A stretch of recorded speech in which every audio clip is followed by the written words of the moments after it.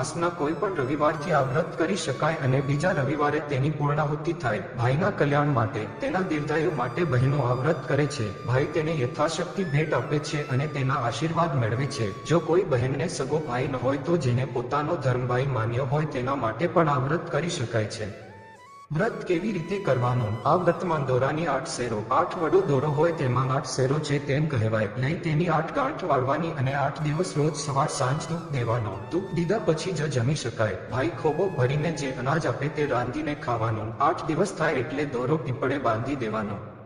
વ્રતની કથા. એક ગામમાં ખેડૂત રહેતો હતો. તેને 7 દીકરા અને એક શીલા નામની દીકરી હતી. 7 ભાઈ અને બહેન પરણેલા હતા. નાનો ભાઈ ભલો અને માયાળુ હતો, જ્યારે મોટા 6 ભાઈ કપટી હતા. તેણે નાના ભાઈને અલગ કાઢી મૂક્યો હતો. શીલા સાંસરિયામાં કંકાસથી કંટાળી નાના ભાઈ સાથે રહેતી હતી.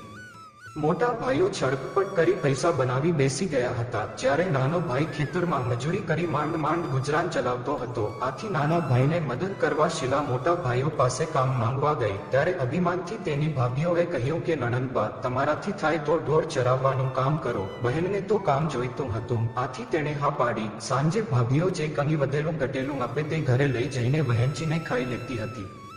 એક વખતે ઢોર ચારી રહી હતી ત્યારે કેટલીક છોકરીઓને વ્રત કરતી જોઈને તેણે પૂછ્યું કે આ શેનું વ્રત છે? એ છોકરીએ કહ્યું કે આજે વીરપસલી છે અને અમે વીરપસલીના દોરા લીધા છે. એ દોરા અમે ભાઈના જમણા હાથમાં બાંધીશું અને ભાઈનો ખોબો ભરાય એટલું અનાજ રાંધીને જમીશું. શીલાએ પૂછ્યું, આનાથી શું લાભ થાય? તો છોકરીઓએ કહ્યું કે તેનાથી ભાઈનું આખું વર્ષ સુખ શાંતિથી પસાર થાય છે. શીલાએ હરખભેર દોરાને લઈ લીધા અને તેમનો આભાર માન્યો. 8 દિવસ સુધી તેણે દોરાને ધૂપ દીધો. 8મે દિવસે શીલા તો હરખાતી ભાઈઓના ઘરે દોરા બાંધવા માંડી, પરંતુ ભાભીઓએ છણકા કરી દોરાને કઢાવી નાખ્યા અને નણંદને હડદૂત કરીને કાઢી મૂકી. શીલા નિરાશ થઈ ઘરે આવી, પણ તેણે નાના ભાઈને પ્રેમથી દોરો બાંધ્યો. નાના ભાઈએ 1.25 શેર કોદરા, જે તેણે ખેતરમાં વાવવા માટે વાણિયાની દુકાનેથી ઉધાર લીધા હતા, તે આપ્યા. સાથે માટીનું 1 ઢેફું અને તાંબાનો 1 પૈસો આપ્યો.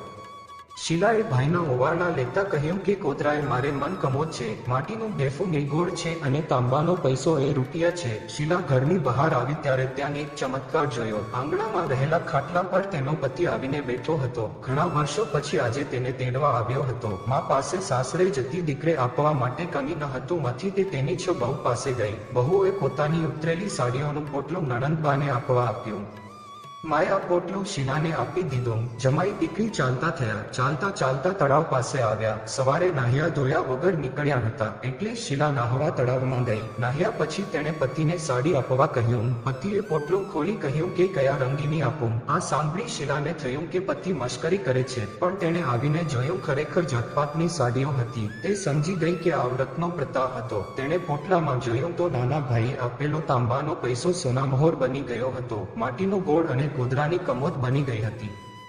શીલાએ સોનામહોર લઈ પતિને ગામમાં ખાવાનું લેવા મોકલ્યો. એટલામાં ચમત્કાર થયો અને તળાવના કાંઠે ભવ્ય ઘર બની ગયું. થોડી વારમાં પતિ આવ્યો તો તેણે તળાવના કિનારે ભવ્ય મકાન જોઈ અચરજ પામી ગયો. શીલાએ 3જા માળેથી પતિને બોલાવતા કહ્યું કે આ બધો પ્રતાપ વ્રતનો છે. ઘરમાં બીજી ઘણી બધી સોનામહોર પણ નીકળી. બંને સુખીથી રહેવા લાગ્યા.